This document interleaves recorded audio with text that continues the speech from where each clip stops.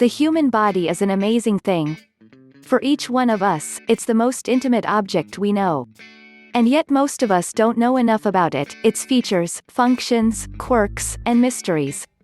Our series The Body explores human anatomy, part by part. Think of it as a mini digital encyclopedia with a dose of wow. Jugular veins are popular in horror flicks for their gushing at the mouths of vampires, werewolves, and knife-wielding assassins. While that's unlikely to happen to most of us, this crucial vein does give up copious blood. Jugular veins are big, much larger than the veins you typically offer to your doctor for a blood test and those you find spidering off the side of your legs. Jugular veins are also key players in the circulation and drainage systems to the brain, face, and neck. To learn more, Mental Floss spoke with William W. Ashley, a cerebral vascular neurosurgeon at Sandra and Malcolm Berman Brain and Spine Institute at LifeBridge Health Hospital, in Baltimore, Maryland. Here are 11 things you might not have known about this crucial body part. 1. It's a real brain drain. The jugular vein is an important body part because it drains deoxygenated blood from the head and the neck, Ashley tells Mental Floss. Most important is to drain the brain. If you block the jugular veins, the pressure in the brain goes up. 2. You actually have 4 jugular veins. There's an internal and an external jugular vein on each side of the neck. The internal jugular vein, really a pair of veins, largely drains the cerebral veins, those coming from the brain, while the external jugular vein, also a pair, drains those structures more on the surface of the head, such as the scalp, sinuses, and other portions of the face. The left vein is usually smaller than the one on the right, but both possess valves that help transport blood. At 2 points in the vein it looks wider, and these parts are called the superior bulb and the inferior bulb. 3. These are the veins that stand out on either side of your neck. Your jugular veins run alongside the thyroid gland down to just above your collarbone, and close to your trachea, or windpipe. When you're picking up a heavy box, or clenching your jaw, your jugular veins might bulge slightly.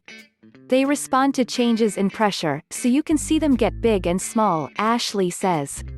4. Some people have more than their share of these veins. According to the Indian Journal of Plastic Surgery, during a surgery to treat a 65-year-old woman's cancer of the tongue, surgeons discovered a surprise: she had 2 right internal jugular veins, a rare congenital abnormality, the authors write. While unusual, it didn't appear to cause any other health problems. 5.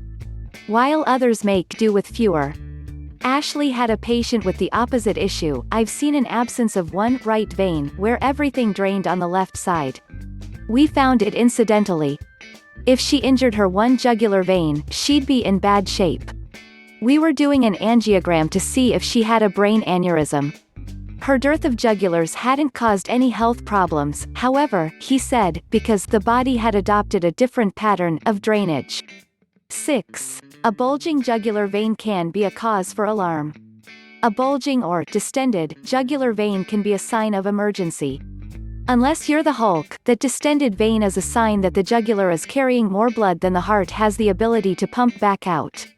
The conditions that can cause this include tension pneumothorax, where air has leaked from the lungs into the chest cavity and can't get back out without being released by a needle, or cardiac tamponade, a condition where fluid leaks from the heart into the pericardium, the sac that surrounds the heart. In this case, pericardiocentesis is required, drawing the fluid out through a needle. Lastly, constrictive pericarditis, an infection of the pericardium, can also cause this condition, which may require surgery and antibiotics to treat. 7. In rare cases, IVF is linked to dangerous internal jugular vein blood clots. A blood clot in the internal jugular veins, IJV, known as a thrombosis, is a very serious condition that can prove fatal if not caught and treated quickly. Clots in the IJV are rare compared to those that occur in legs and lungs, but they can happen. Most commonly they are the result of an infection or a tumor. In a very small number of cases, in vitro fertilization (IVF) treatments, in which a woman receives hormones and drugs to stimulate ovulation to increase chances of pregnancy, can cause a thrombosis of the IJV. This seems to be related to ovarian hyperstimulation syndrome, which can occur in an IVF cycle, where swelling and inflammation of the ovaries also causes blood leaving the ovaries to become hypercoagulated, or extra thick. This thickened blood can then form a clot in the IJV.